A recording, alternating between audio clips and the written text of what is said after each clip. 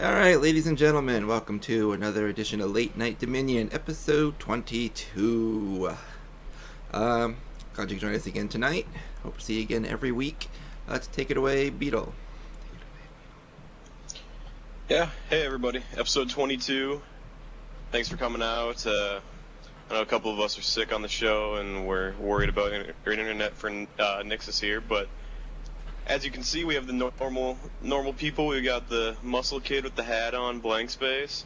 We've got our ginger ninja, techno mage, Aegon. We've got Nixus looking great with that brown towel behind him. And we have myself. It's his red strip Beetle. show curtain. Welcome. I think I'm dying. It's for after the show. Yeah, there's actually just a strip club behind him right now. They had free Wi-Fi, but yeah, we actually had some news this week. There was a DevSpeak, a pretty good Wildstar Wednesday, so we're gonna get into it and let Blank give you some of the news. Hey folks, welcome. The show synopsis for this week is going to be why Shiphand missions matter and ability mechanics and you. Again, if you've watched before, you're watching live, please send any of your links or potential questions, put them in chat. If you have a link tonight, you're going to be able to send them to Aegon or Nixus. They're going to be helping. Chicken has disappeared and we couldn't find a replacement. So, again, if you have something you'd like to have linked, please send it to Nixus or it's now Aegon, right? Yes. It's both. I mean, It's mainly Aegon whatever now. it is. Okay. Send it to, actually it's Late Night Dominion on this chat, isn't it? Yeah. Yes, it is. It Aegon is, is so currently using the Late Night Dominion account. Send it to Late Night Dominion or Nixus, and we'll get to it as we go. Please make sure to follow this Twitch channel. If we do get a chance to get some cool exclusive thing, you'll be the first to know when you get an email that says LND is live. We sometimes stream our different events from town halls. We have MOBA Madness that's happening this weekend. I'll be streaming some of that. I know a lot of our guys are going to be streaming. The event is going to be a lot of fun. So if you want to follow this Twitch channel, check us all out on Twitter. All of our stuff right there is on the side. And like us on Facebook. With that, folks, we'll get into the weekly news. And before I trip over myself, I am super sick, so if I mess something up or fall down a rabbit hole, Beetle will be there to catch me, just so you know. With that, we're going to get into the weekly news. You guys are going to see an exclusive screenshot. We may have teased this during the week, I'm not sure. The Wildstar Wednesday was about Shiphand missions. You're going to get a link, hopefully from Nixus here in chat. And this right here is a little something that made it to our inbox. It shows a couple of peeps. We don't know doing what, where they're going.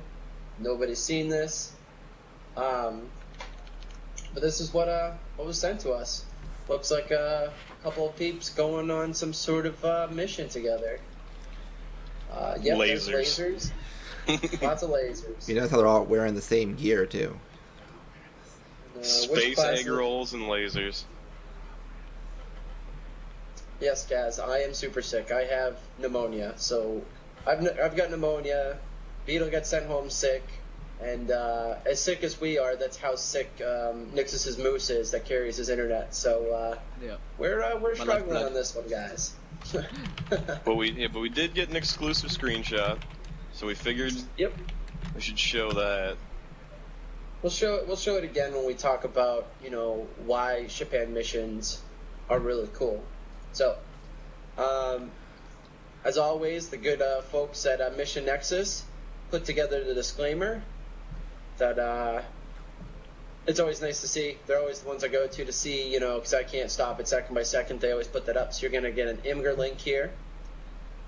In the weekly news, we also have a Q&A, which, as Beetle remarked, wasn't very many Q's and A's and just a lot more generalization, like an interview, that was put together into just an article.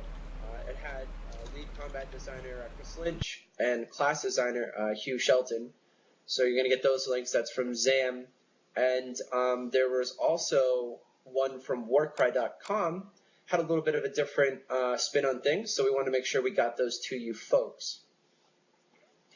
Next on our weekly news was some articles over the payment model.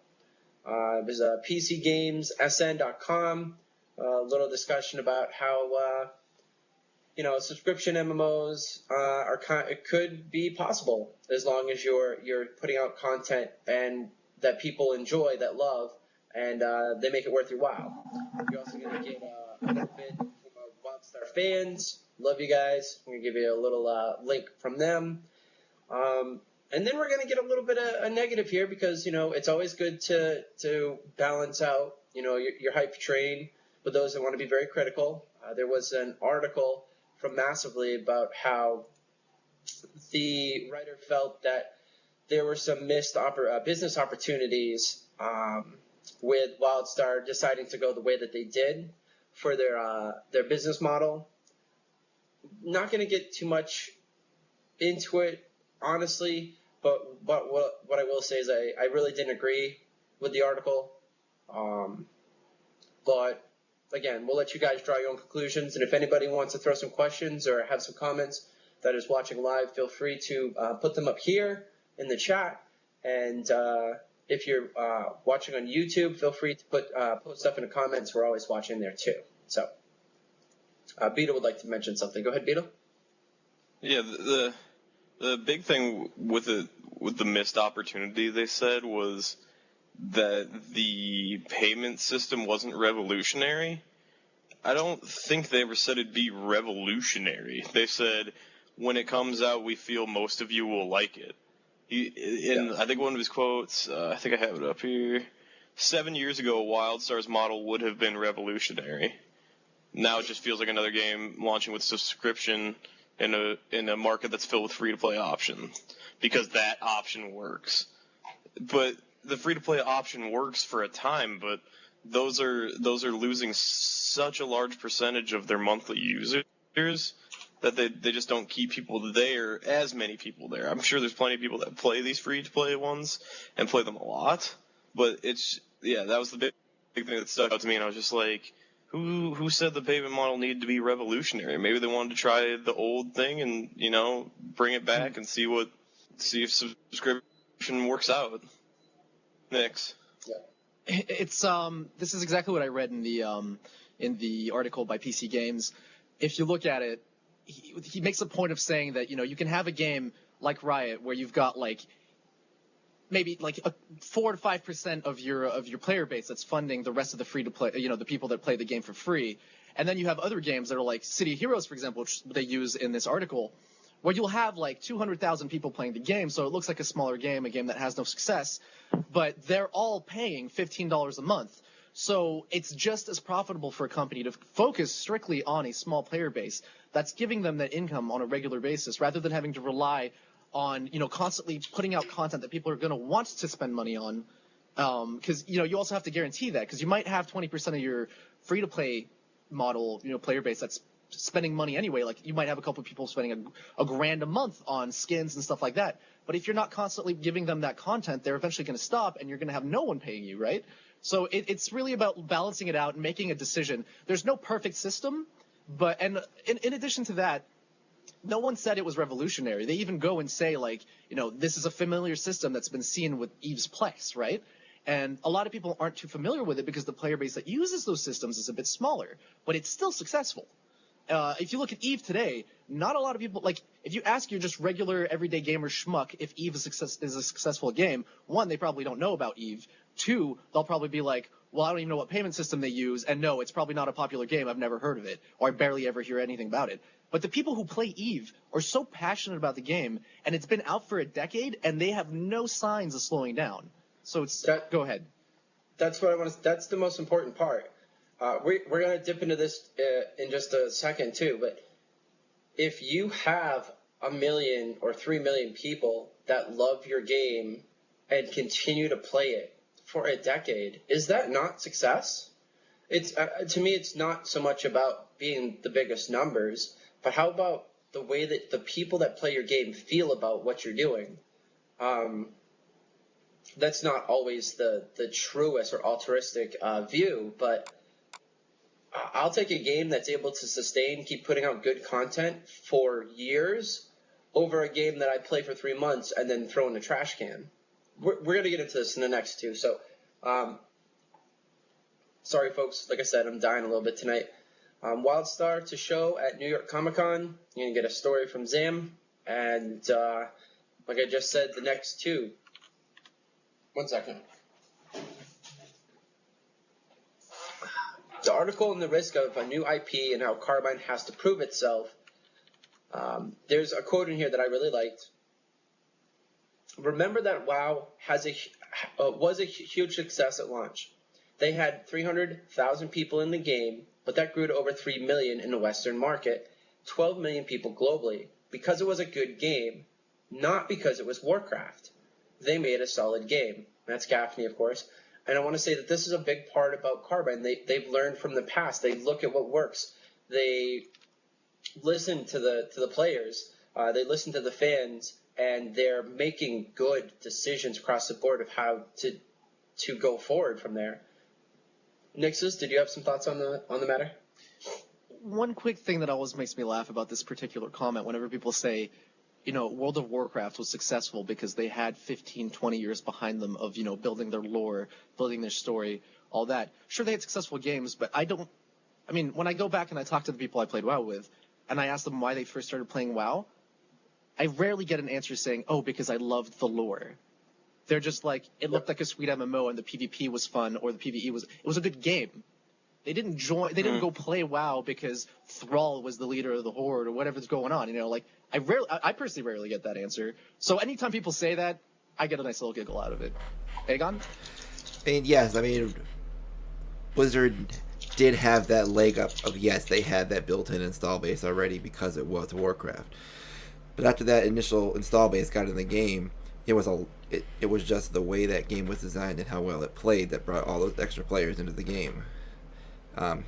All Warcraft did was give them a base install base. After that, there was their own success after that. Oh, what do you got, Blank? I also wanted to mention, if you look back at why the game did so well, it's exactly what Gaffney said. Somebody that I knew that I played competitive LAN tournaments for Counter-Strike said that him and some buddies were playing World of Warcraft. I said, y'all are a bunch of fucking nerds. That looks stupid. He said, nah, come try it out. I'll buy it for you. Trust me, it's really cool. I played it for about a month. I liked the gameplay. I didn't really know much about the game, and I didn't know much about the IP either. I played, some Warcraft, but that was about it. But the gameplay is what sucked me in. Everything from moving to the environments to getting your first mounts, all of these things that just felt like huge achievements. So that word of mouth from one friend who gave it a glowing review, enough for me to try it out, was what got me in the game. And that's exactly that's why SVG is a thing. That's why Late Night Dominion is a thing. That's why, because Nixus said, blank, you have to check this out. I promise you're going to love it. It's awesome. It's totally up your alley. And I looked at it, and the first judge, I was like, it looks stupid. It looks cartoony. He's like, no, you got to look past that. Like, don't just gloss it over. I went into PAX East and totally checked it out and was like, wow, this is some next level shit. This is awesome. Thank you. I really feel that that's exactly what Carbine needs to continue to do, and that all the super fans and people that are part of the active community now will help people to come and want to play this game because it has that great word of mouth. It's not just like, it sucks, or, oh, global cooldown sucks. People are going to be like, dude, there's a million awesome things about this game.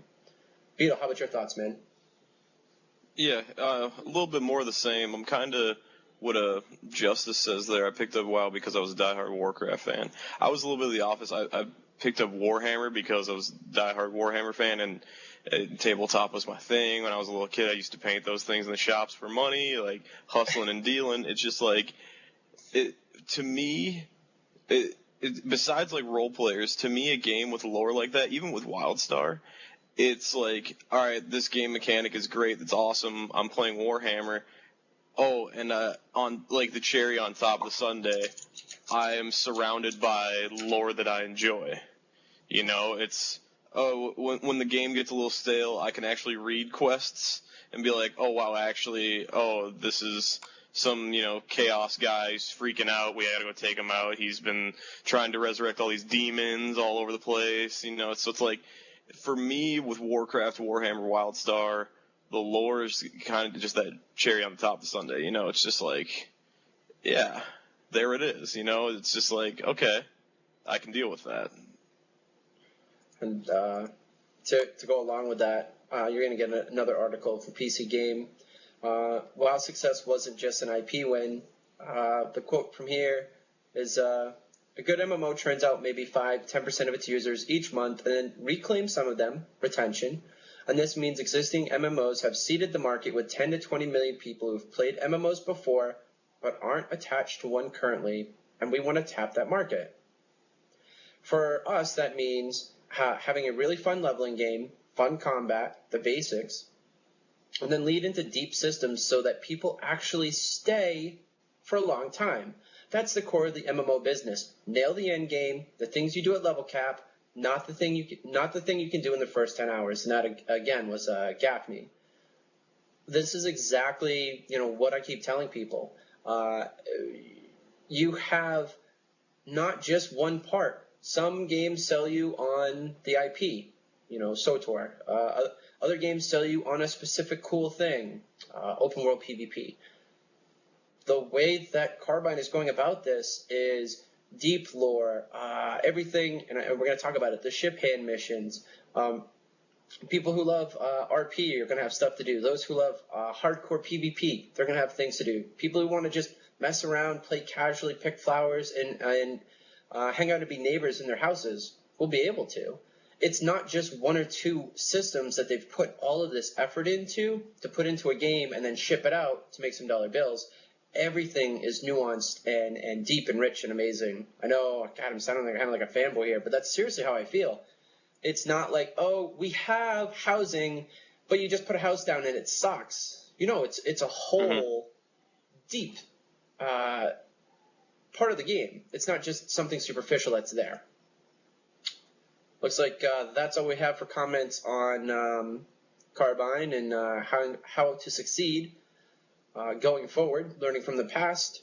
The last cool thing we have here was while one of our guys was streaming, somebody had made some pictures of Wildstar Bento, and apparently Bento means convenient or convenience. It's a Japanese word, culturized. I don't know. They're all typing now. Look at the scenes. They look really cool. I'm not sure which one's going to be first here. Oh, they're next to each other. One is a Rasdauer, and the other one is, what's his name? Nixus? Malvolio. Thank you. So, yes. You're welcome. I like how you said it even. It's that's pretty cool. Just like, he's adorable cool when it comes to like lore. Yeah, it's just like who's the guy that you see in every video all the time? That dude, the guy with the thing. So yes. I know, I'm just kidding. We thought we'd show you guys that. And with that, folks, man down. That is your Wildstar Weekly News, brought to you by all of us here. Now we're going to get into our main topics for the show. Again, if you have any questions, statements, comments, whatever, feel free to put them in chat. We'll collect them up and get to them at the end of the show. And as always, thanks for tuning in. First big topic that we have here is why Shiphand missions matter. Again, a lot of people like to look at Wildstar Wednesdays, and if they're not over something big and huge, they all start bitching. Oh, this sucks. Oh, another lore thing.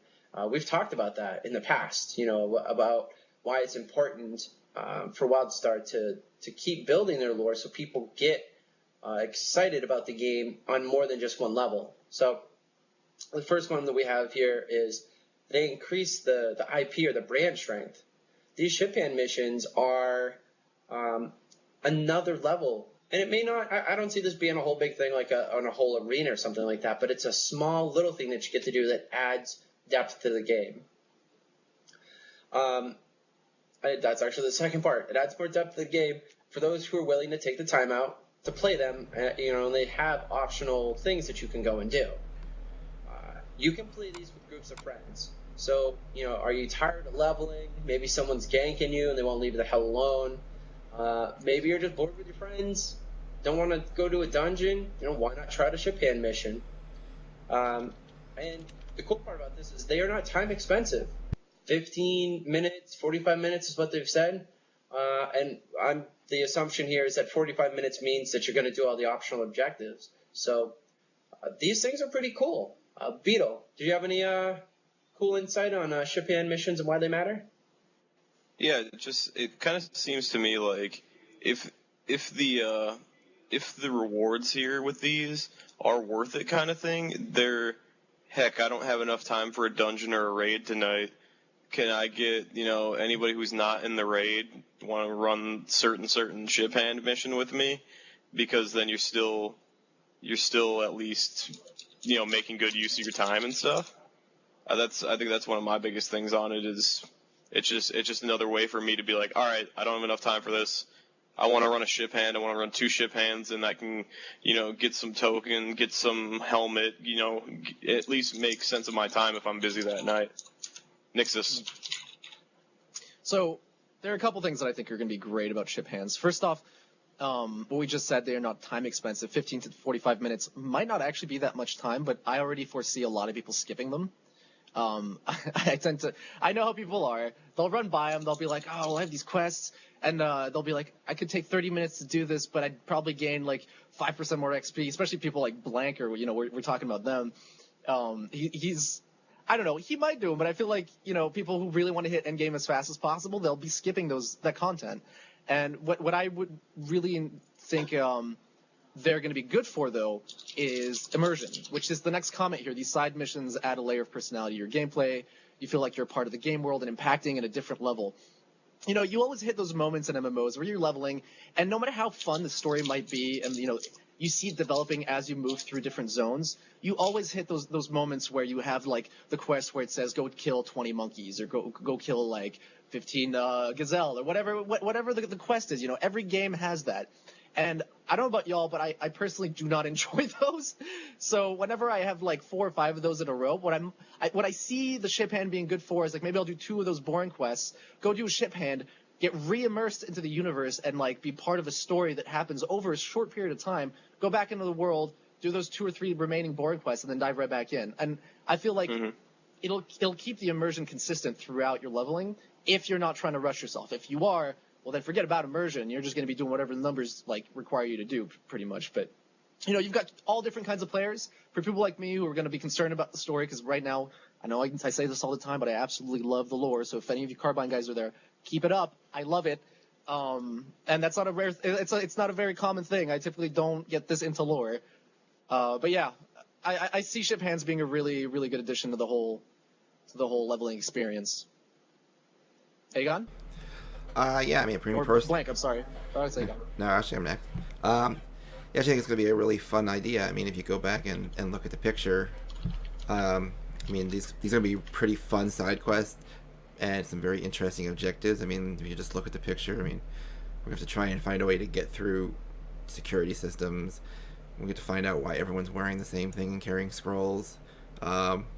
It should be pretty fun and definitely a good distraction from, jumping from quest hub to quest hub and kill so many creatures and go find me so many, mounds of sludge. They remind me a lot of like the instant adventures that Rift tried to do, only much more expanded. So I should be interested to see how these play out, and I'm hoping they're incredibly as fun as just this picture makes it look. What do you got, Blank? I just wanted to mention that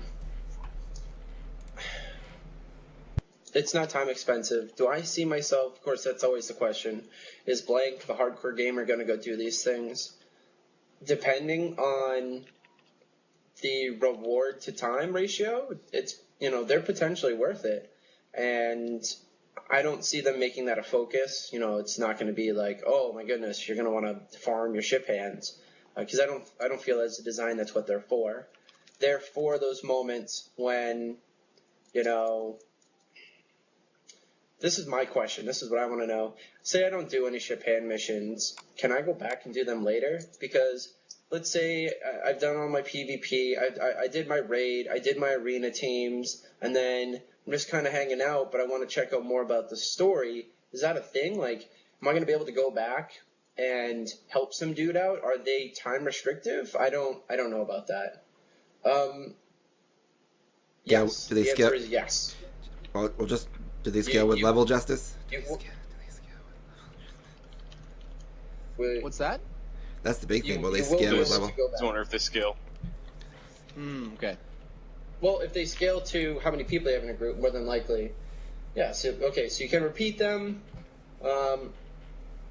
You're going to be able to go back and do them. So that's really cool, because for a player like me, they may not make the XP reward per hour that I'm looking for.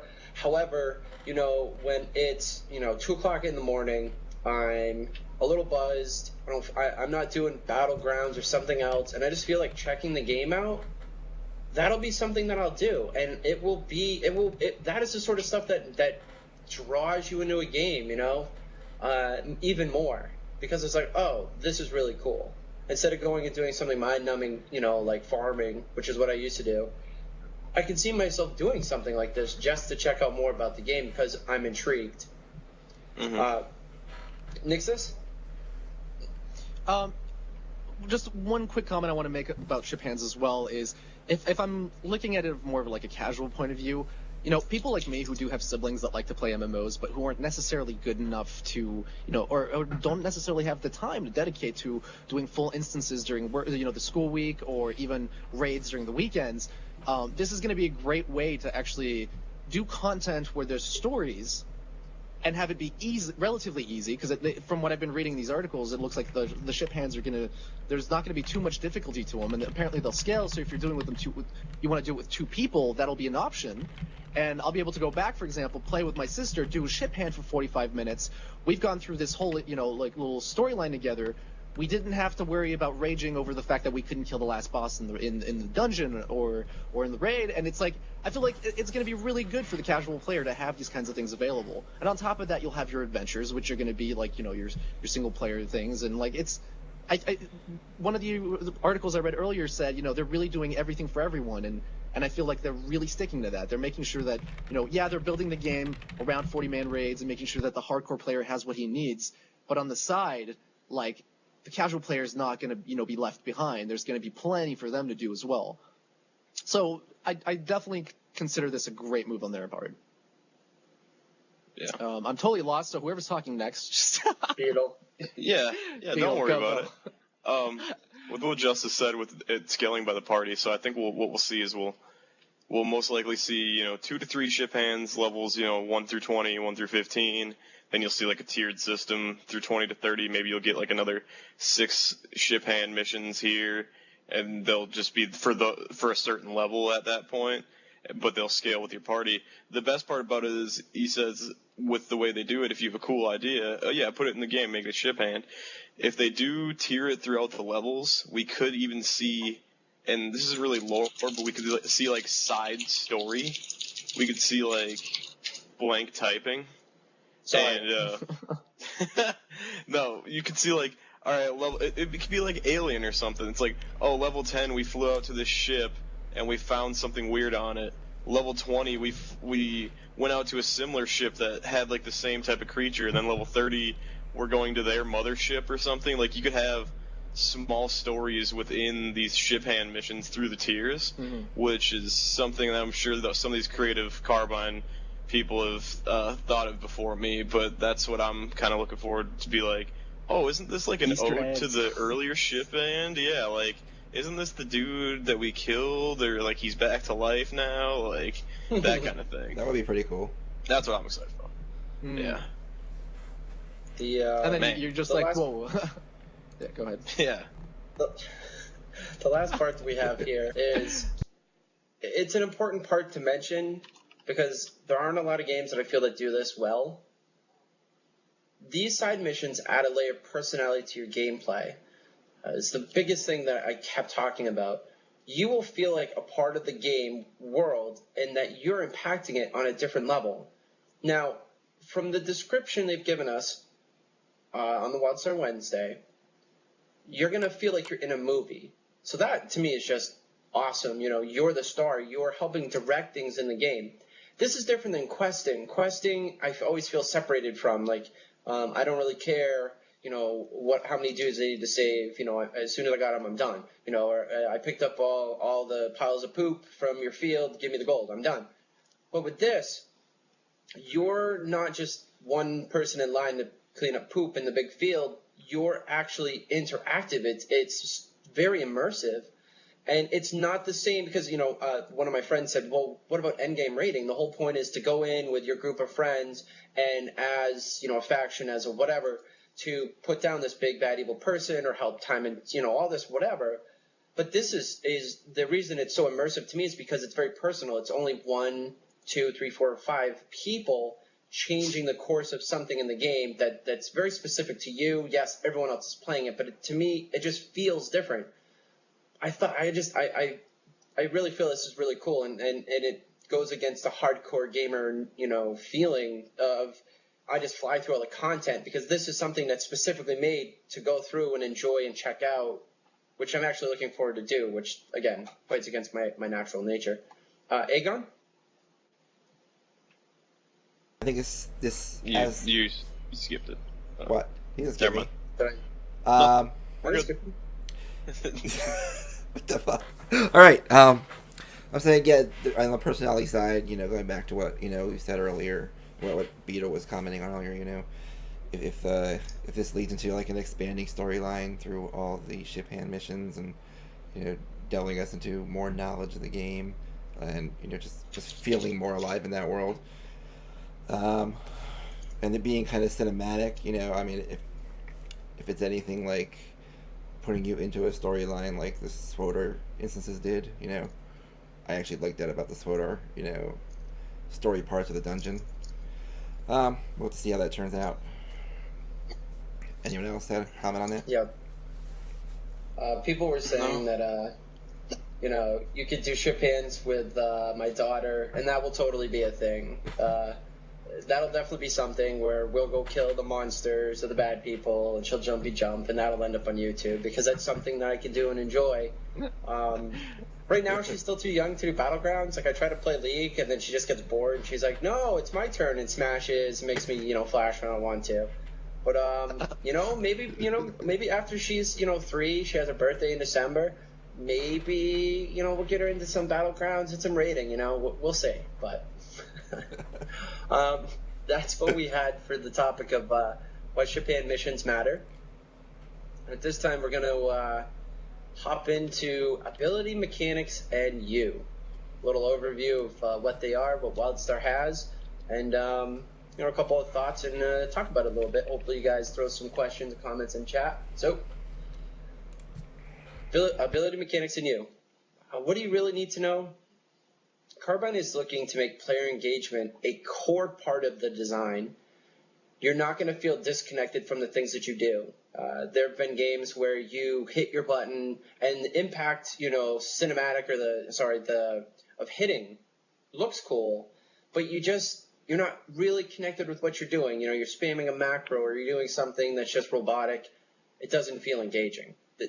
Carbine is looking to make it feel like you're absorbed in what you're doing. Everything that you do matters. Part of that is the ability. So we're going to get into the 3 main abilities that most MMOs have.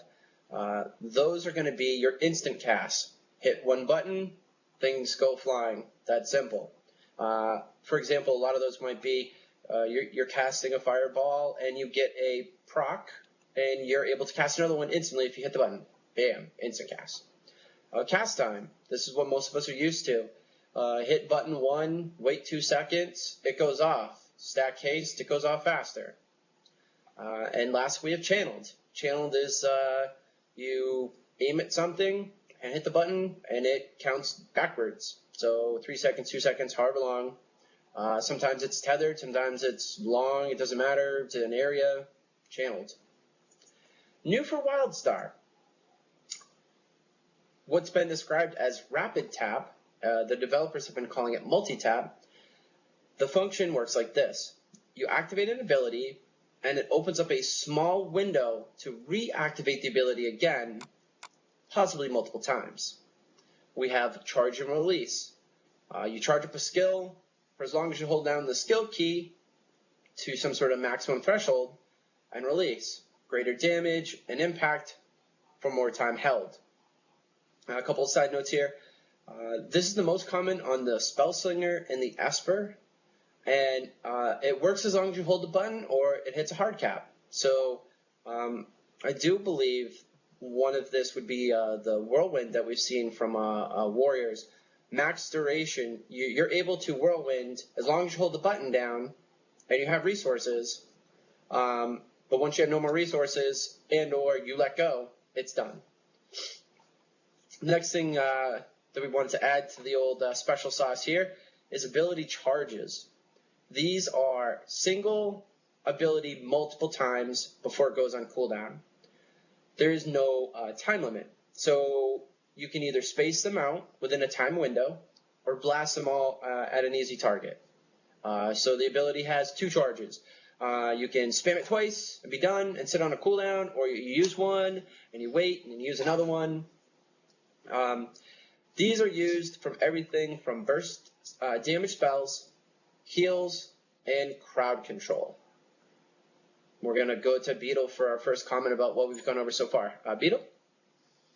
Yeah, I think out of the Wildstar ones, the one that I find most interesting personally would be charge and release. From what they said, charge and release is it's one of those skill cap type of things where, all right, this guy's coming at me, I can start charging here and hit him with full damage, or like keeping someone within range while you're charging a certain attack if you're melee, that kind of stuff. So that just adds I just love them adding things that just, if you can play, great, but if you're good at what you do, you can excel, kind of thing, and understanding when I can charge, when I shouldn't charge, or even with the ability charges. All right, I'm not gonna burn both these right away.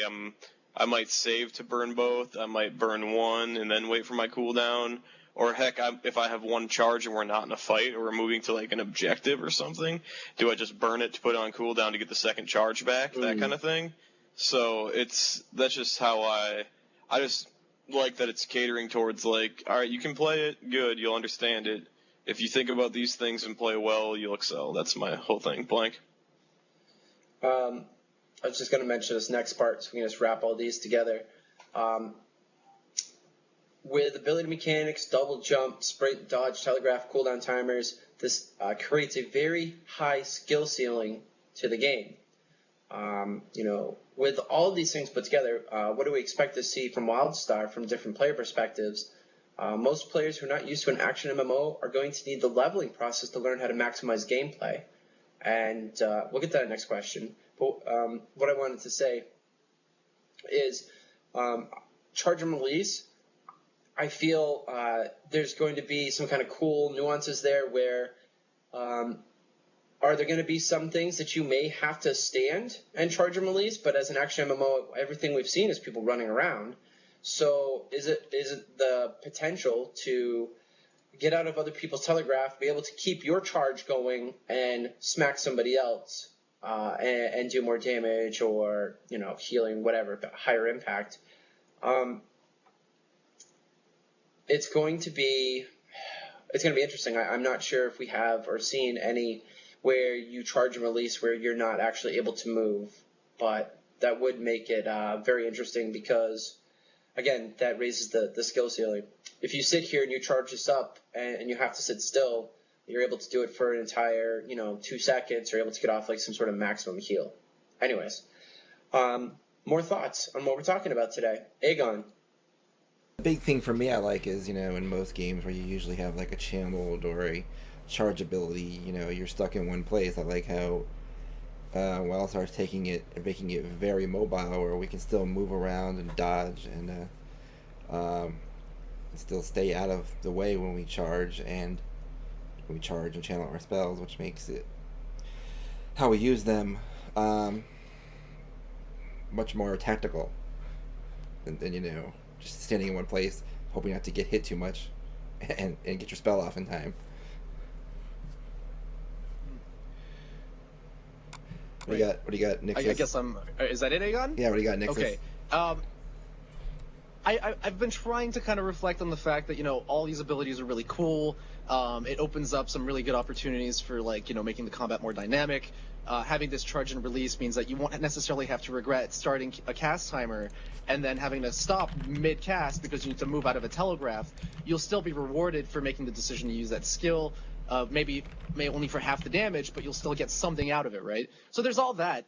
But there's one thing that just I can't stop thinking about every time we talk about these ability mechanics is on a more global scale.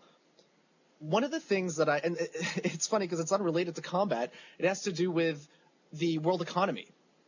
And all I can think is that by making this combat system a lot more dynamic and making movement and jumping and all that a bigger part of what you have to do in order to kill your enemy, and having these skills that do, require the player to decide when to release the skill or how to hold down the button and stuff, is it going to make it harder for people to program things such as bots?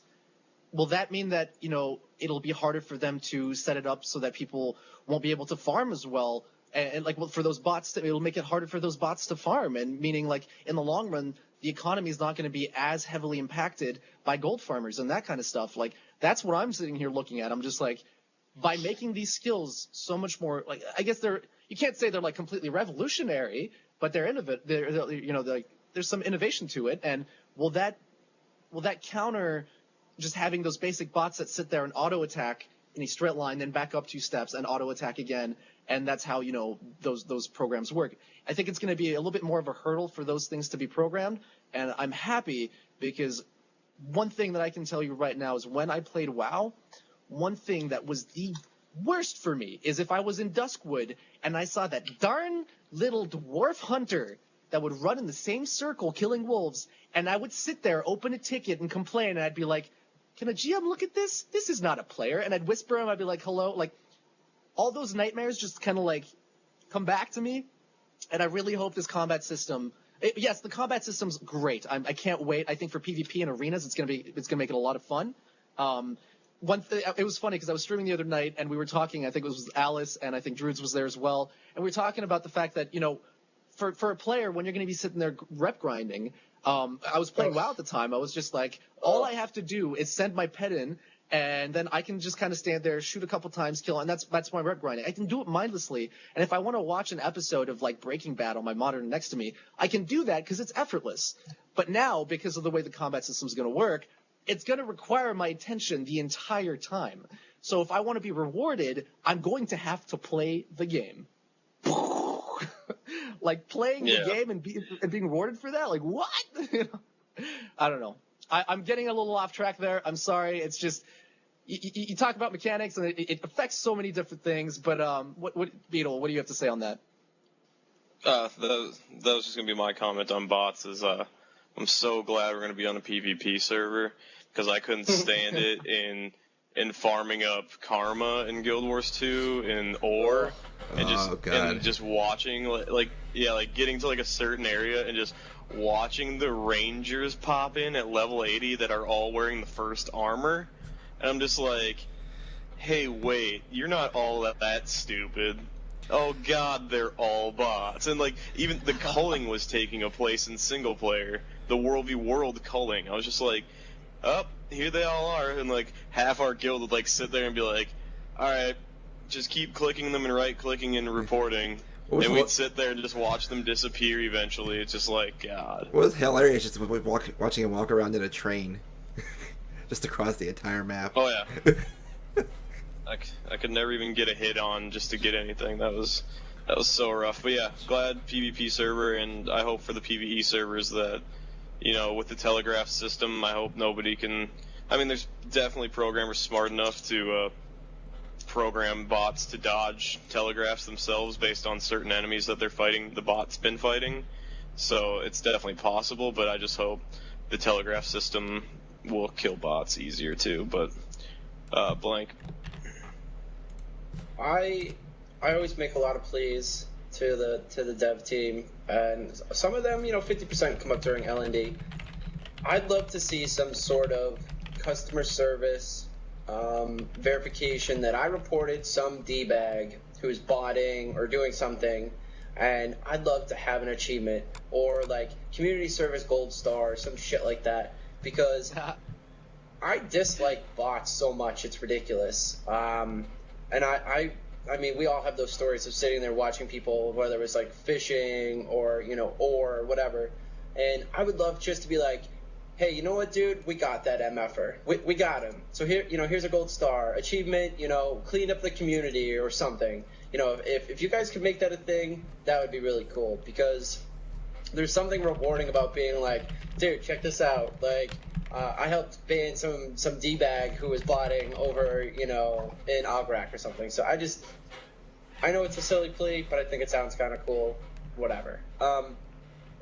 Last little part that I had down here was talking about the difference between PvP and PvE. We've talked a lot about the skill ceiling, but this, I mean, I really feel that you're going to need the leveling experience, whether it's for PvP or PvE, to get good with these skills. I've played, I mean, you guys saw me at PAX doing the little PvP tournament. You get very familiar with a certain amount of skills, but even by being familiar with that limited action set, there's still that human element of what they do, what cooldowns they've used, how familiar you are with what they have and when they can use it, how to counter it. It's not so linear. The choices are not, okay, he has trinketed. Trinket has 2 minutes. I can therefore sit on cooldown 20 seconds, stack them with DR, and very, very, very easy. This is like, okay, he used this, but he also might have this, and I think he might use this. It's just so deep, and it still just blows my mind to just think about, we don't just have the regular 3, instant cast, channel. No. We've got things rapid. We've got charge and release. That's risk versus reward. I might take a huge amount of damage, but I might be able to get off a huge heal from my team, or or whatever it is. It's going to put. I really feel, and I cannot wait for more PvP information to come out. It's going to put Wildstar PvP on a map, hopefully of its own, because it's not going to be. For those of you who played Terra, it's not going to be like, he's getting ready, he shot his thing, I now dodged it, no big deal. No, it's for those of you who played Terra, you know what I'm talking about. Especially those, everyone was like, oh, sorcerers are OP. No, you just had to dodge 1 or 2 big cooldowns, and then you could stomp on them. It was that easy. It's not going to be that easy with Wildstar. You're going to see people with crappy gear run around stomping on people's faces because they're able to process combat effectively, maneuver, and use their skills to destroy you, and you're going to sit there with your thumb up a button and go, what the hell just happened? I have no idea, and have to break it down and try to figure out what happened. I am super excited about it, and we don't even, we're barely scratching the surface of what we're going to see. Beetle, can you talk a little bit about potential implications for what this means, for PvE? Yeah, I mean, with my PvP background, I always think PvP first for some reason, and these skills and understanding, understanding how to use these skills if I'm charging at this time. With the telegraph system, bots can be not bots, sorry. The PvE, raid bosses can be just as unpredictable as a player could. It's the same stuff. It's just like, oh man, I don't want to pop this because I'm not sure. Does this boss cast this at 25% health? He might not. Carbine, I don't think Carbine wants these bosses to be absolutely cookie cutter where it's like, all right, everybody stack up because in 2 seconds he's casting this that would hit over here. It's like, all right, we need to be able to react, and be like, okay, here we go. So it can be similar in PvP without the human element, just having that random element of, we need to keep this skill up. I can't put this on cooldown yet. I need this charge for when the inevitable happens. So it's the active gameplay that they've been going for, and it's a buzzword, and it's just like, PvP can be as active as PvE. I don't log in and say like, no battlegrounds tonight, guys. I'm gonna one-hand raid tonight with my 4 buttons. You know, we're cool. It's like, this is gonna be my easy night. I don't think it's gonna be like that, and I hope it's not like that. So it's as close. Like, I don't want to say it, but it's like PvE in this game could be as close to PvP as we can get without there being another player like controlling that boss. And I just like to say, Justice, if the designers don't tell you enough, you are loved for all those tools that make their lives easier. They're nothing without an engineer. Sorry, mini PvE is PvP rant over. Did you see that? Justice goes, want to know what boss combat feels like? Oh my god, I need more interrupts. We've talked about this before when we talked about interrupts. Yeah. Interrupt, yeah. You know, bosses having interrupt armor and being like, does everyone have to carry an interrupt armor? Well, specific groups. So we're looking forward to see how that pans out. But it's funny to hear you say that boss combat feels like I need more interrupts. So that's really cool. Yeah, I think it's that thing we talked about where I think we talked about that a couple shows ago. Do we even go as far as having supports just have their whole bar with knockdown, pull, push, everything in the raid and in PvP? Like we were saying, like what if someone in PvP has just all the interrupts and we're just like, we're scared, you know, like, all right, where's that dude? And then when they figure out, out of your 5-man team, let's say blank is the only one doing interrupts, like that's just hilarious to me. It's just like he's got all of these and then like everybody's gonna just try to get knocked down. We talked about that during one of the episodes. I think it was a couple episodes ago. I talked about the survival hunter that I played in Vanilla WoW and how playing a utility spec was one of my favorite things to do ever in an MMO. And that if that comes back, and that's an actual thing where you have people who are fully dedicated to, you know, having their entire LAS filled with just, you know, tethers and blinds and all that, that's the kind of thing I'm going to look forward to. And I really, really hope that becomes a thing, honestly. That's exciting. Yeah, we need a word for those besides support. Well, you know, like there needs to be like a buzzword. Yeah, like, you know, like, what spec are you going? Oh, I'm going interrupt armor, pisses me off spec. Like, that kind of stuff. Breaker, that's not bad. Good. Combo breaker. We're gonna show you a little scene. We don't know what it is. We're not quite sure. You know, we saw this new sighting of things and stuff. We don't know if you guys had seen this, but you know, it's just caught our eye. Dude on the left. Dude on the left looked like he left his gigawatts somewhere. Squirt guns? The dude on the right has a Nerf gun. So yeah, we don't really know what that's all about. But the ninjas are looking at us oddly. Looks like the staple gun class. I think that's finally announced the staple gun class on the left there. Yeah. Am I the only one who's getting really distracted by the retro peacock helmets in the left and the right there? The big old ones? Yeah, it's like a Madonna thing. I want one. But yeah, I'd love to talk about what could those possibly be?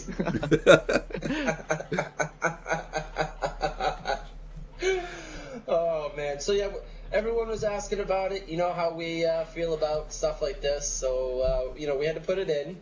So yeah, there's a little guy with a Nerf gun, and apparently the chick that stole the stapler. So yep.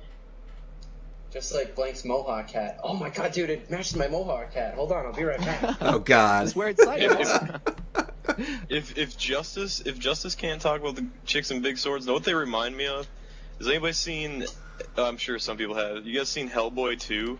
And like the guards that are guarding like the elven like big king guy, and they kind of remind me of that. Like this is could be some Makari Amazonian ladies or something. Oh, they don't look robot, do they?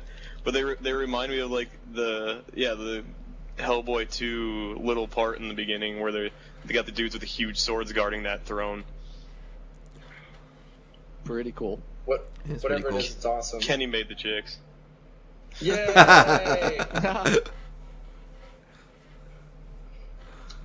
So we gotta do our questions. We gotta go to questions, then we'll do shout outs and we'll be done. So go ahead. It's Who wants to do us tonight? the Amazon Peacock. Sorry. I mean, I could start them off. So we have Aegon mixed with Nix's talk because they're both kind of grabbing, and I helped out a little bit too. Pharynx asks, have any of the L&D guys tried Dragon's Prophet now that it's released, and what did they think of the combo combat system in it? I think the combo system's pretty fun. I looked at it a bit. I had a friend that was playing it at work one day on lunch, and that's the one where like you catch different types of dragons and they actually have, different DNA makeup. It reminded me of a lot and almost made me like go emulate or find my PS2, but it reminded me of Jade Cocoon. Maybe I played Jade Cocoon back in the day, or am I just going way too far back? But the whole like Pokemon / like breeding. Yeah, the breeding thing. It's like Dragon Pokemon. It feels like Dragon Pokemon. Yeah. I don't think I'll play it, and I'm pretty sure these guys haven't played it. Well, when I played it, I got really bored with the comboing. It was just too simple and too boring. Yeah. Nope, haven't played it. At least I'm not alone on Jade Cocoon. All right. Alice asks, so the question is, will this overly interactive combat make grinding content a difficult task if the grinding doesn't change from older M&Ms, I almost said. I don't think it'll make it a difficult task, personally. It'll just make it it's not going to be, I can watch TV and level. It's going to be more attentive leveling. Is that the right word? Like, the interactive combat's just going to make it so... Yeah, I don't consider it more difficult. You're just going to have to pay more attention, or you're going to die. Blank. People are going to take more breaks from those hands being tired. Well, just because... I mean, I played Terra for like 40 some odd hours straight at one point. Your hands isn't what hurts you. It's like your back, your butt, other things. Your hands pretty much take the brunt of it. They don't even think about it. I don't think interactive combat is going to make it a difficult task. In the context of doing it for very long, no. Are you talking about it being boring, like it just becoming the same grind skill-wise mechanically? Maybe just more tedious than it needs to be. Like, maybe even, like, mentally exhausting, considering you constantly have to pay attention throughout each fight over, like, a long term, rather than being able to just hit the same the rotation of the same 4 buttons, and be able to go through the whole process like that. Yeah, but I'm sure you're going to be able to dirt mode stuff. You're just going to have to chug more potions. You're just going to have to bandage all the time.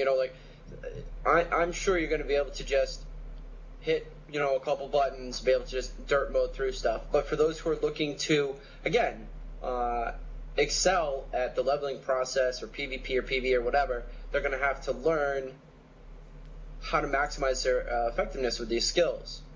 Yeah, it might kind of suck, but you don't want to die all the time. You don't want to be that guy crying, "Hey, someone help me! I can't kill this dude." Then up your game, son, or get more friends. I don't know. Oh, I'm starting to fade here, guys. Go ahead. Next one. Chat is just We're almost degraded there. right now. Yeah. All right. Next, go ahead. We've got a question from Airwolf here. Question: at what point in the leveling process should combat get "quote-unquote" hard? Should world combat usually stay easy for family and friends, or is there a point during leveling where if you don't play well, you get stuck? I'll take that. Go ahead. I started talking before Beetle typed. That's fun. We're getting feedback, by the way. I'll check mine. Yeah, I'm checking mine right now. What I'll say, leveling process in the combat getting hard.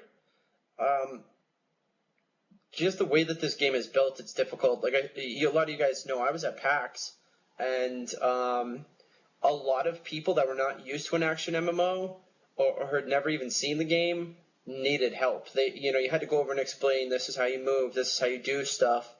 The game is going to be challenging as you go, but it's supposed to pace you into it, That's why you get your tutorials, you learn about your skills, your inventory, and all this crap, and then it kind of lets you get into it. It shouldn't get hard, it shouldn't get difficult unless it calls for it, like a dungeon or some part of the game that is naturally supposed to be more difficult because you have better rewards. So unless you're doing dungeons or optional hard mode sort of stuff, I don't see leveling process being difficult unless you're doing those other things to get like the super sword of awesome out of the last boss or something like that.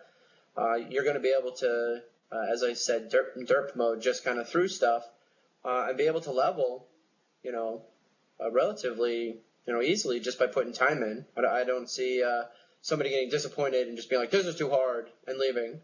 I could see people trying to do like world bosses or, whatever, a dungeon with people that are bad and getting frustrated, but I don't see them making the game so hard that people can't level up. Beetle?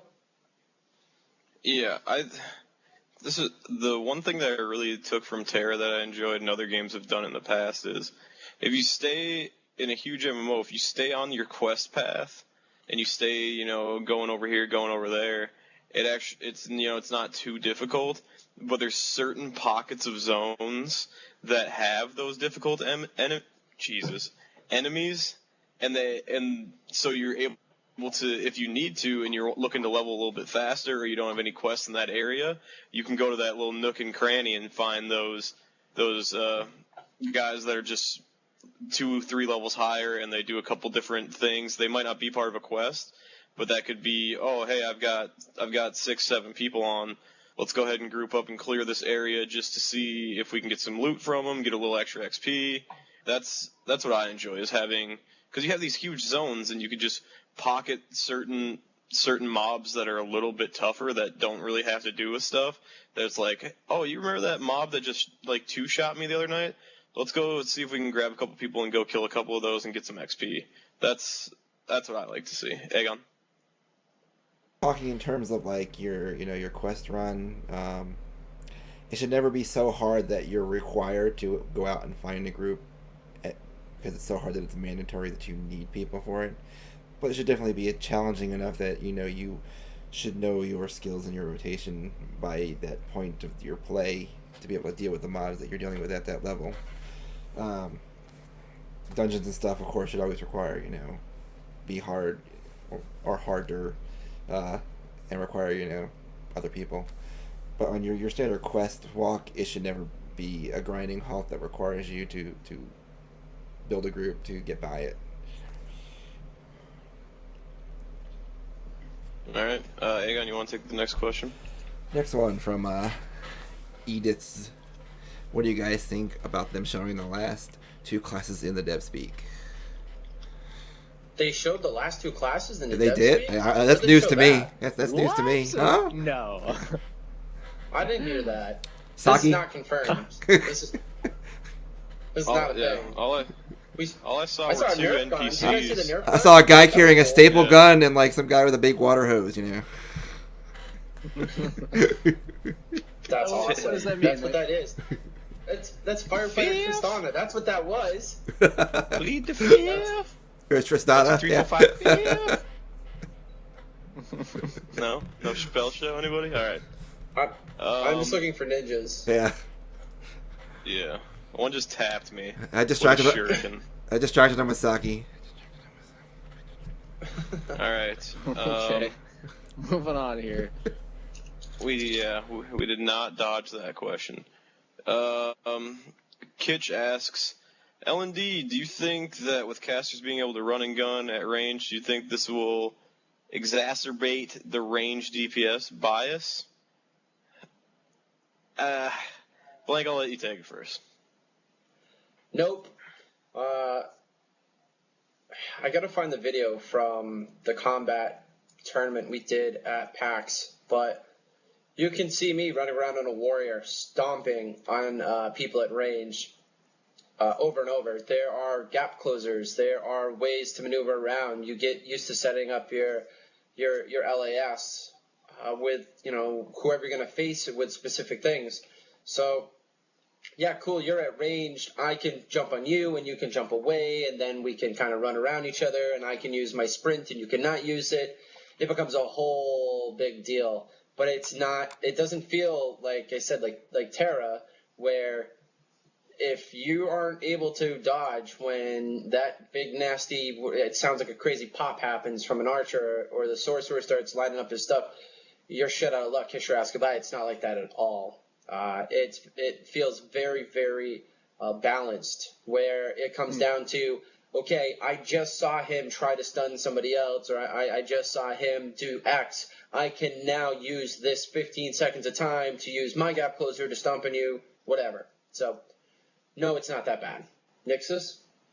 Yeah, just reinforcing what you just said, basically. It's like, sure, you know, they're giving ranged DPS casters the ability to run around and cast on the move, and, you know, on the go, but at the same time, they're also giving the melee classes, like, the toolkit that they need to be able to make up for that. Like, you've got, the only thing I can think of is having the tether. Like, that's just going to be great. Like, all you're going to need to catch any kind of ranged player is going to be a tether, and you're just going to nail them to the ground and then go to town. It's just like, what do you mean no, blank? What are you saying no? I hate tether. We've had this talk about CC. Be sure to save your tether. It's annoying. I like tether. It's one of my favorite. The reason I feel tether is, listen, I've said this before, and, you know, I get interesting, you know, looks from combat people. Tether is cool. The problem is this. Tether is hittable. You hit tether, tether goes away. How do you balance how much health it has? Does it scale? All that sort of stuff becomes this real tricky thing. So, yeah, tether as itself is super annoying. Tether is only effective when you fucking stack it with something else. If you're tethered and disarmed, or you're disarmed and then tethered at the end of it, so you're going to sit on both cooldown, like, it's not something you can use by itself. And that is my only problem with tether. It depends on the mechanic of the tether, though. If it works the same way that a puck ulti works in Dota 2, that would be pretty cool. So, you know, you're attached to the tether, and if you go to the extremity of the tether, you're stunned for, like, a second. Something like that would actually work. It really just depends. Yeah. But, yeah, I understand what you're saying, though, yeah. Or you take the, like what you just said, blank. How do you what is it? How do you balance it with the health? You know, you take the median of what skills are doing with certain amounts of stats put into them, or you get smart and you say, I'm chasing an Esper. Esper has Bird Strike. I know if they Bird Strike by accident, as I put my tether down, he's going to accidentally kill my tether when I do it, even if he's not good. So you wait for Bird Strike to go, and you're just like, if he has one of two other skills, I know he could charge to kill the tether. At least it gives me 2 seconds. That's just the whole thing. It's just like, it's just playing smart again. You know, you don't just dump it and then you don't dump it on an Esper that's just using all their skills right in front of you. You wait for them to say something. You wait for them to use something. Then you're just like, all right, tether now. You know, I think he's got mostly cooldowns. You know, it's I don't know. You know, it's I don't know. That's my favorite saying. You know, it's I don't know. Doesn't make any sense. It's like saying dude man. Strike. Yo, dude man. Bird Strike. Bird Strike is a thing, by the way. Bird Strike. Bird Strike if you guys don't know, because bird is the word. Both me and Beetle don't call things by their correct names. We call them by like their functions, what they look like. So like when I played World of Warcraft and I would raid lead, I'd be like, hey guys, can I get aspect of the run fast? And so like me and Beetle don't call things by their normal names. We call them by what they actually function or look like. So I hope you guys enjoy that. When we were dissecting the other DevSpeak video, what it had like heals or it said spells or something like that. There's the one we just call popcorn. I'm sure it's in that DevSpeak. God, what one is that? Is that aiming? It might be. I think but there's like an Esper skill that is just known as popcorn. It's like the giant ball we call popcorn. Yeah, so yeah, the lanterns Terp saying, yeah, that's called popcorn. Don't worry about it. That is popcorn. All right. Moving on. Nix. Yep. Oh, yep. Next question here. We've got a question from Gazimov. Blank, what do you think of limited action set versus hotkey everything? At first, I wasn't too excited about having a limited action set until I looked at it in function, and in function I really like it. You're able to, per encounter, for whatever PvP setup you're going to do, change out what you're going to do. So hopefully you know your class very well, you're comfortable with the internal cooldowns. You build your LAS based upon what you're going to go do. You know, you're going to go grind, you might have a different one. You're going to AoE farm, you're going to do this. You're going to who knows, whatever it is, you're able to do it.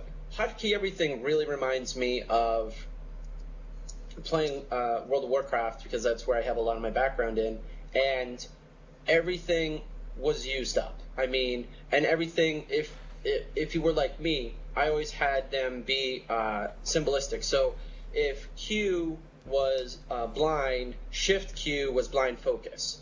So everything had a shift to it that I was going to do. And it becomes, I mean, towards the end, it was very much everything was just a macro, where it was less about reactive, making the most out of a mistake and things like that, and more of linear progression. Very simple. You do this when this happens, you do this when this happens. If you make a bad play, you do your best to turn it around. If you get a strong opening, you exploit it as hard as possible.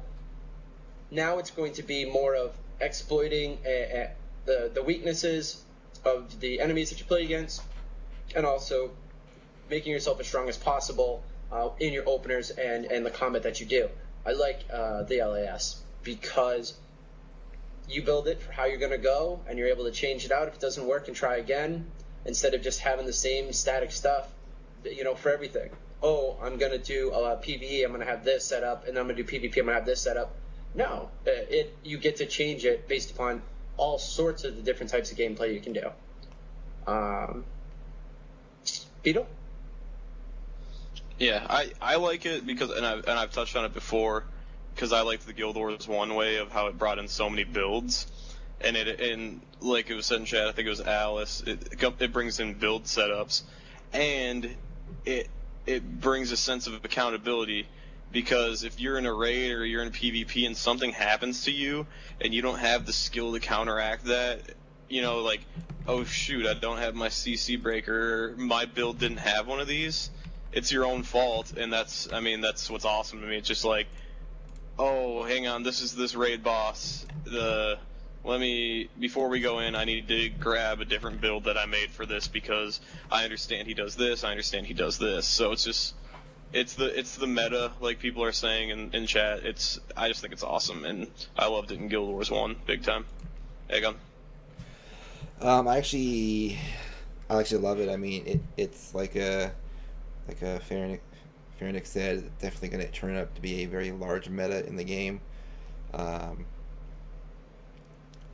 way you plan out your actions, the way you're going to have to really narrow down what you choose and for that situation, and you don't have to worry about like coming up with complicated macros for your rotations either. I mean, you'll have your set, it's all there within reach, and you don't have to worry about macros. I always hated, and it was annoying, and having just a small set of things to use and then be able to choose to change them after each fight, it's going to be handy. Couldn't you argue that that's dumbing down the gameplay though? Because not really. I think it makes it more strategic. Like, elaborate macros to. I think more because you have to choose. You have to figure out what kind of situation you're going into, and then pick that set that you think will handle that situation. Mm-hmm. Yeah, it's the only problem I think with Nixus is what you're saying is. So we have, you get, like, let's say there's a pool of 60 skills, I can only choose, my action bar, which, what was it in the last thing they said? 8? It's up to 8, or is it up to, it might be up to 9, 8 or I think 10, it's 9 total, I think, right now, they said. Okay, so you have this pool, and I think Nixus, what you're probably most worried about, and the fact that it could be dumbing it down is, what if each class only has one viable set of 8? What if out of the 60 there's only everybody's using the same cookie cutter? And that's and that's the one worry is the whole cookie cutter aspect, and we just hope that that's just a speculation, and we're just gonna have faith in Carbine and say, all right, I'm a tank. I hope not all tanks use the same shit because that'd be lame. I think you will get some cookie cutter, but I mean it really depends on how the skills play out together. But we'll have to see, when we can actually, get in and delve into that more. But yeah, I mean, yes, this could lead to possible cookie cutter, but it's something we can deal with, and that I'm sure Carbine has, their plans to deal with as well. Alrighty. Any more comments on that? We had a bonus question I was going to do real quick. Go ahead. Go ahead. Gazimov wanted to know if I'll be using the Razer Naga or the Logitech G600. For those of you who don't know, the Naga has 12 buttons on the right-hand side. It's a mouse. Looks kind of cool. And I believe the Logitech G600, these are both mice, has the same sort of a deal. I'm actually going to put up to the wow, I'm dying now. I actually use what are known as the Rat 9 and the Rat 7. This is mostly I've been using this mouse for a really long time because it has the ability to change profiles right here on your finger.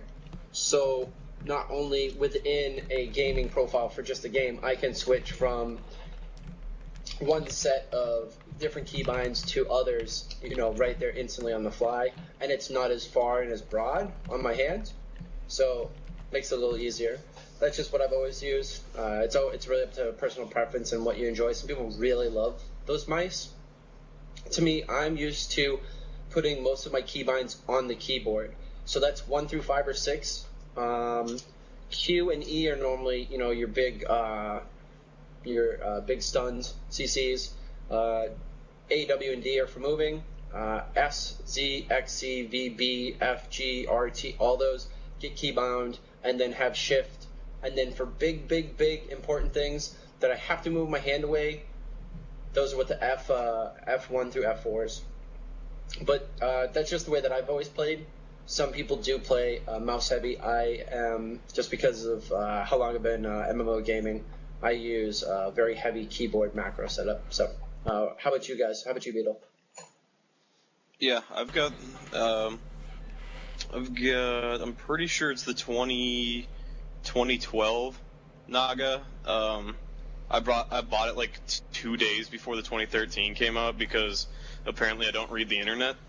But my newest purchase is something I was able to snag from work, and it's one of these SteelSeries mouse pads, and it's so low to my desk and such a large surface that it's actually my new favorite thing about my setup is this mouse pad. Even how simple it is, I just love having the huge active surface area, and I a lot of mouse pad. I even have this one right here. A lot of mouse pads. See how thick this one is? This is from the Dell XPS. I don't like having my wrist on a lip or anything. This one is just flush, and that's one of my favorite things about this new mouse pad. That's so I love my Naga, and Naga was awesome through all of Guild Wars 2, but my mouse pad is tasty as well. Nexus? Well, as a mouse, I use the Corsair M90. I got this one a while ago. It's a really good one. I like it because I tend to not use the center of my the joint of my thumb right there to actually hit buttons, and they don't actually have any. If you can actually tell right there, they're only on the extremities, which is great because that's actually it's built around where I would actually be comfortable hitting any button on the mouse. Other than that, I use a great mouse pad. I love it. All right, Epicus Maximus. But it's definitely I like having the surface area on the mouse pad. It's great, but what I don't like is the fact, like you said, that it's so close to the desk. There's nothing to rest your wrist on, which is what I've played with for the longest time. I like that, but I don't know. What about you, Aegon? Me, I use the Logitech G9X, weight control and all that kind of stuff. And I use the Razer Extreme mousepad, which is actually, got a lot of control on it because there's different kind of surfaces on both sides depending on what I'm doing. Depending on what you're doing, you're playing games. What do you need? One sandpaper and Saving one the world? No, silk? Come on now. One's actually better for speed, one's better for control. I think I'm just more happy that my mouse pad was only $5. I got this free. I think that's what's I got this really free, convincing. so. I didn't show off my mouse pad. That's right. Hey, this is my mouse pad. It's a piece of crap. I've had it forever. And when you're gaming for fucking 30 some odd hours, it's nice to turn it around because it has this wrist big pad here. But yeah, Here we go. I don't remember how much I spent on it, but I should send you a new one. You should go see. We should go grab my roommate's. He uses an old laptop case. Like, I was like, why does your mouse pad have a zipper, dude? He's just like, oh, because it used to be a laptop case. Just like, that's not how you do it. That's not a thing. The only reason I have this, the only reason I have this, like I said, is for the wrist. Like, when you're in the middle of a huge, oh, that's the other thing, dude. I have this one too, which is for my wrist, because when you're gaming for, seriously, 20 hours, 30 hours at a whack, you want those things to be in a neutral posture and comfortable. So I have this one here for the keyboard, but for the mouse, after a while, you're gripping on. I've got the thumb grip on mine here. You can change those out. But being able to turn it around and still be comfortable 20 hours into a play session is hugely important to me. So I know it's stupid. It's not big and long and pretty. It doesn't have fucking pictures of dragons' asses and all that other shit. But function, it works amazing. So next question, clocks. Next question is from Guild Umbra. What do you think of alliances for 40-man raids and war plots? Why don't you take this one, Beetle? Yeah, I think we've touched on this earlier in other shows. It was more along the lines of using social groups as opposed to alliances. It was like, alright, so I'm part of a circle that my guild has 20 guys, this guild has 20 guys, this guild has 15, and we're part of a circle that we get on and just chat in that and say, okay, we need to do a war plot. No one's really under a whole banner kind of thing. And it's that kind of thing. It's like alliances are more to help everybody because there's not really something that you need to be allied with another guild for. There's no common enemy, common goal kind of thing. And it just, I don't know, I think with war plots, I feel like it could make it a little muddy. And I don't think it's going to be necessary until they implement some sort of actual faction-based combat open world type thing, and then that's where that becomes viable to me. Otherwise, I think war plots can be more of a social circle. We're a hardcore war plot circle, so and so guild kind of runs it kind of thing. Blank. You hit the social part for an alliance. More than likely, the only sort of alliance I could see people wanting is maybe smaller guilds wanting to get together to try 40-mans. Say they're a smaller group of, 2 10-man guilds want to try a 20-man or something like that. So, they get together. When, of course, me and Beetle have a little bit of history when we talk about alliances for Guild Wars 2, and we're talking large, 1,000-person, even larger organizations getting together to fight and battle in open world PvP. Social circles take care of this, honestly. I know, I'll tell you right now, for our guild, SVG, on our server, we will have a social circle that'll be weekend fun run raids. In the past, I had run them as an econ deal. I don't see us doing that, maybe potentially, but I can tell you right now for sure, certain, that if you're on our server on a Sunday, we're going to get together and we're going to throw together some raids, and people who may have never ever gone in, who decide they want to come in and check it out, it's not going to be any expectations. We're going to bring you in, we're going to show you the stuff, we're going to maybe kill a boss or two, it's going to be more for fun. But yeah, again, I don't see alliances necessarily need to be a thing. So yeah, and I think next, and when you say circles, I feel like circles are going to be like the sneakiest recruiting tactic, and I love it. Mm-hmm. All right. I agree. Last question. What's up? No, I just want to say I agree. Oh, you said. Okay. If you played on any server, if you guys have played competitively on any World of Warcraft or any other game where you were number one, you farmed everyone else. And I feel kind of like a douchebag saying this, but it's true. You saw the number 2 and 3 guild, you knew there were people in there that were the top DPS, who were a good tank, who were the best healer, and you knew they wanted to see content before they were seeing it. So when your dude had a baby or somebody left, it was like, hey bro, hey chick, we got a spot, why don't you come to us? And I see social circles being a means to that, because you're going to know, like, hey, these people are badass. I've played with them. I've seen what they can do. They've got good gear. Look at their numbers. Let's bring them on over. So I definitely can see that being kind of a nefarious kind of a deal for those looking for new potential recruits that are able to hit their marks. All right. Varega asks, with boss interrupts in-game, is there a chance of boss recasting a spell that needs interrupt before the cooldown finishes? That's definitely something that could be in there. I mean, you could do some sort of named skill, like big skill named after big bad YOLO dragon. I'm sure that YOLO will be in Dragon there. Rage or something. I'm sure there'll be plenty of those in there, especially in raids. I'm missing something here. Boss interrupts, is a chance of the boss recasting a spell that needs interrupt before the cooldown. So basically, channeled spells from says, bosses, basically. Basically, either a long cast spell from a boss or a channeled spell from a boss. Oh, dude, I'm sure we're gonna see all sorts of shit from these guys that we're gonna have no idea how to deal with or what the fuck to do.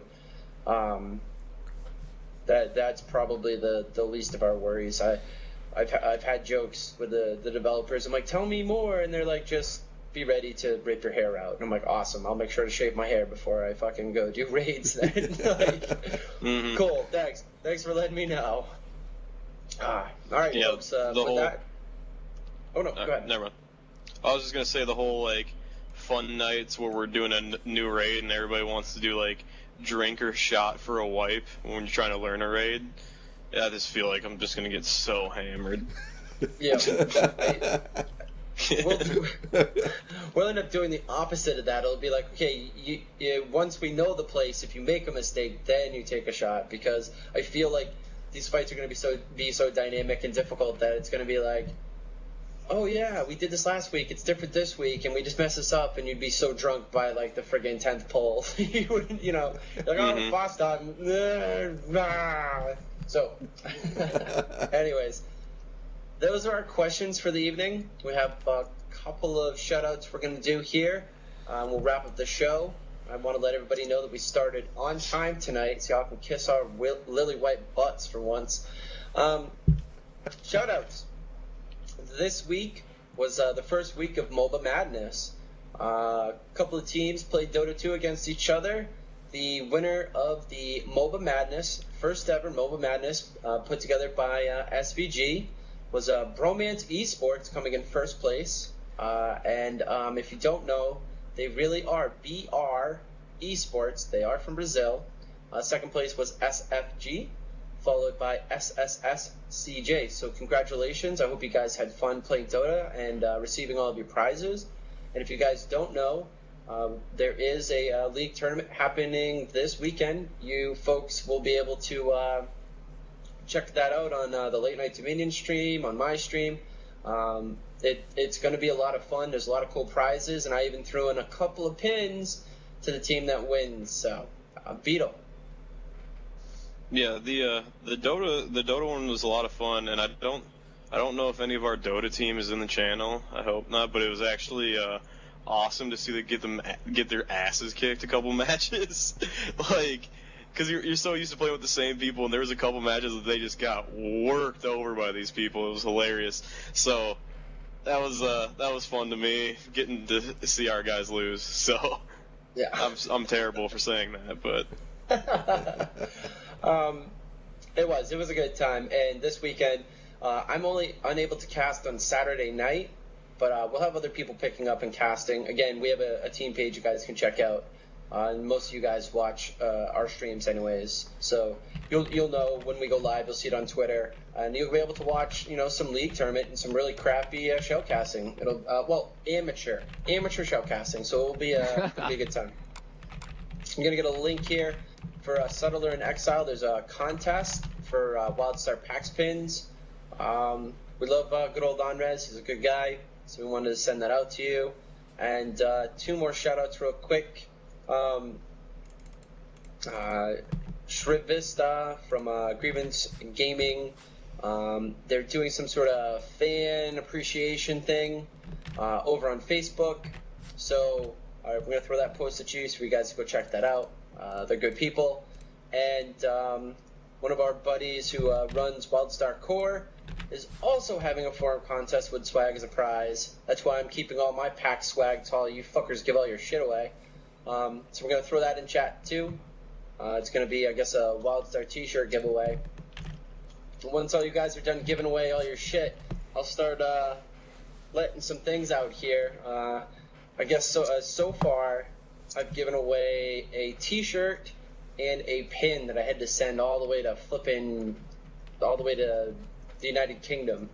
It's almost as expensive as the across the pond. It's pain in the butt.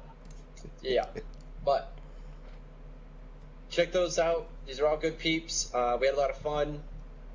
Thanks for stopping by. We've been doing this for a long time. We love you guys. We know a lot of you folks come and hang out with us on Thursday nights, and we try to make it as entertaining, as informative, and fun as possible. So, again, thanks. Make sure to follow us on Twitch. You'll know when we go live, and especially this weekend if you're interested in a tournament. You want to know more about what's going on in Wildstar, we all tweet different stuff, so make sure to follow us all on Twitter. And actually, I'm going to read them off. That's at BeetleBossy, at Real Blank Space, at Mr. Nixus, and at Atomics1911. Those are the Twitter handles, so go follow those on up, and like our page on Facebook. That's what we have for you this evening. Everybody say goodnight. We'll see you next week. Night, folks. Good night. Night, See you friends. next week. Night, guys. Thanks for hanging out.